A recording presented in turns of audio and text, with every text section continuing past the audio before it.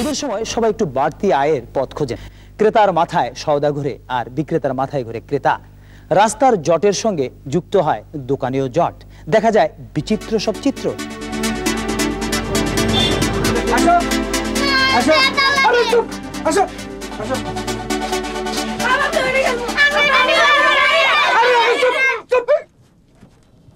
এই যে ভাই, বাচ্চাকে ভালো জামা কাপড় কি আছে দেখেন একটু। এই যে ভাই, জি আরে কোন দুনিয়া আছেন আপনারা জিজ্ঞেস করতেছি। জি বাচ্চাদের ভালো কাপড় জামা দেখেন। দেখাতে রয়েছে ভাই। ভাইজান কইছিলাম কি বাচ্চাকে এইরকম করে বাইন্দা না আনতে কি চলতো না, মানে কইছিলাম কি অগ কষ্ট হইতে রয়েছে, আপনারও ইজ্জতে হানি হয়। আপনি বিয়ে করছেন না? বাচ্চা কাচ্চা আসেনি করতে থাক। তাইলে আপনার বাচ্চার মর্যাদা কি বুঝবেন? আরে তবু কইছিলাম কি বাচ্চাগুলো এরকম কষ্ট করে না বাঁধলে কি চলতো না? কি কস? আরে ঠিকই তো কইছে। আরে দূরে মিয়া, আপনারা তো জেরা শুরু করছেন। কাপড় বেচবেন না জেরা করবেন? হ্যাঁ না, মানে জিন্দিগিতে এইরকম আলামত দেখি নাই তো।